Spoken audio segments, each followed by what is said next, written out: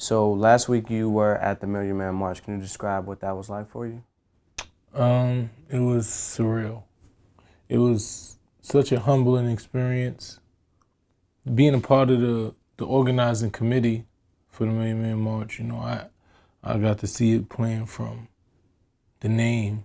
I sat at the table with the minister when he came up with the name. When we sat, and it was just about 10 of us at a table, and he said, "What are we gonna call a march?" And he just said, "Justice or else." And then seeing that name transform into hundreds of thousands of people in one place, unified for one goal, for one purpose. It was a beautiful thing. Okay. Did you attend the previous Million Man March in '95? I was not present at the Million Man March. I don't know why. Maybe I wasn't enlightened enough. I didn't even realize it was going on. Yeah. So. And how would you say, like, your thought process has changed since then? Obviously, you're a big part of it this year, and you didn't get a chance to make it then. What were some of the differences? I don't really know if it was much difference. I think people here got the same. The feeling that they described from the first march is the feeling that I got here.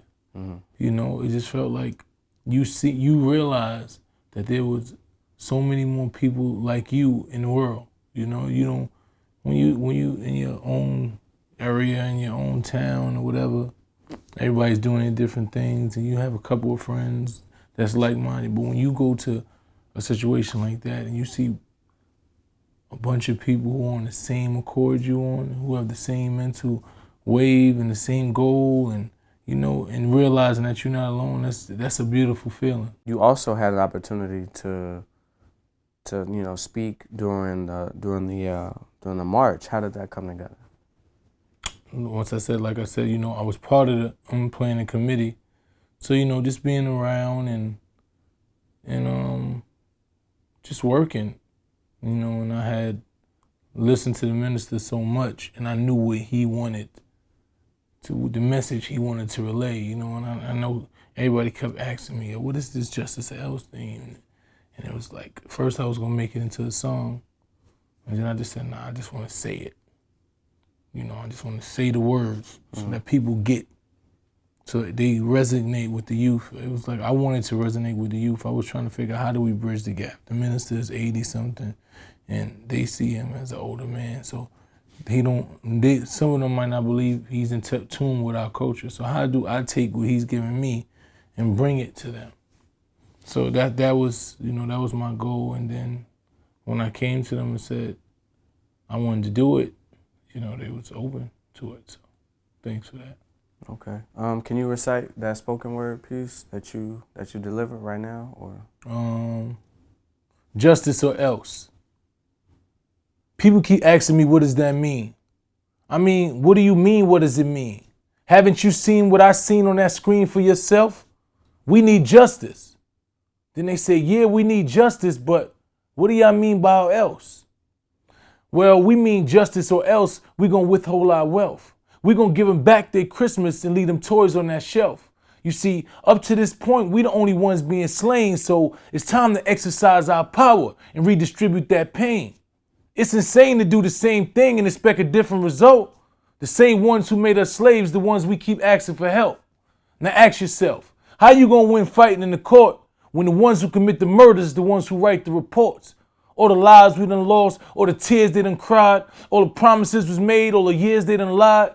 Ain't you tired of being tired of hearing one of us died and whoever killed them ain't guilty or don't even get tried? Cops don't even get fired for choking us on camera. But we worried about Black Friday and taking pictures with Santa. You can't expect respect when you don't respect yourself. When the ones sent to protect and serve don't protect, you gotta protect yourself.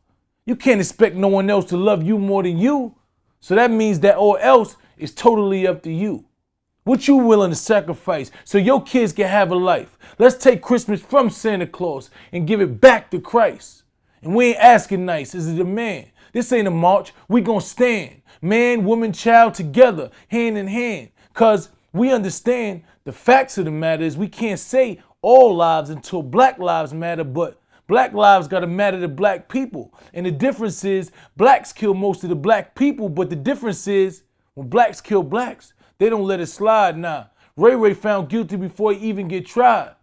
But we still got to be accountable for ourselves. We got to raise our kids, keep them out of themselves. We got to tell them they can sell something other than dope, or that's what they going to sell. Nobody want to be broke. We got to nurture the truth. We got to retrain minds. We got to show them the truth. We can't just keep playing blind. Can't just keep standing by peacefully coexisting while these people is planning how to decrease your existence. You got to show resistance, be willing to fight it, or they going to keep killing you because they going to think that you like it.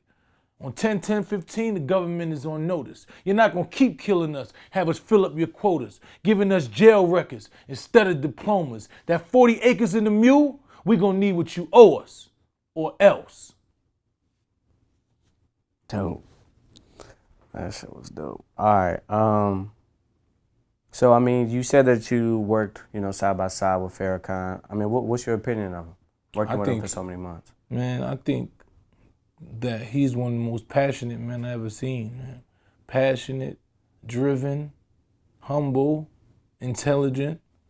Like, it's disturbing when you hear the perception that someone has of someone that you actually know and know that it's so far from the reality.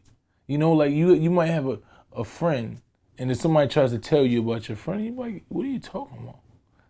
Like, like I remember one of my friends, they used to always say he used to get jumped. And he would be with me every day. And I'd be like, I was with him all day. When did they jump him? And they'd be like, yo, he did. Somebody jumped him. And I was like, what are you talking about?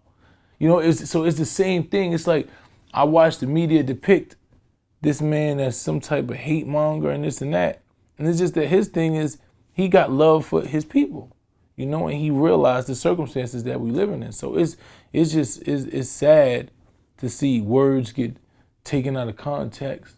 See one word and you don't look at the words that's around it. You don't look at the content it was spoken in. Like, it's sad to see that, man. But he's one of the most intelligent, humble, strongest man I ever met in my life. At 83, he's walking around with the same passion, willing to die for what he believes in. Like, you don't find people that's willing to die for their kids, let alone what they believe in somebody else's kids.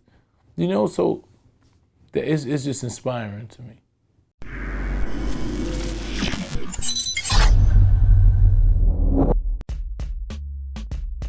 They got pressed by Taxi G Big on me. Like, yo, we don't like that video. We don't like something that Dice made towards my mans. You shouldn't have said nothing. It's either P Dice or it's all of y'all. Like, we want problems. And as long as he's in y'all squad, we want problems with y'all. WAP said, he gotta go. Fredro Starr won by default. Keith Murray defeated himself. And I'm up for a rematch right now, anytime. And anybody who think they want to challenge Keith Murray, I'm open for that challenge too.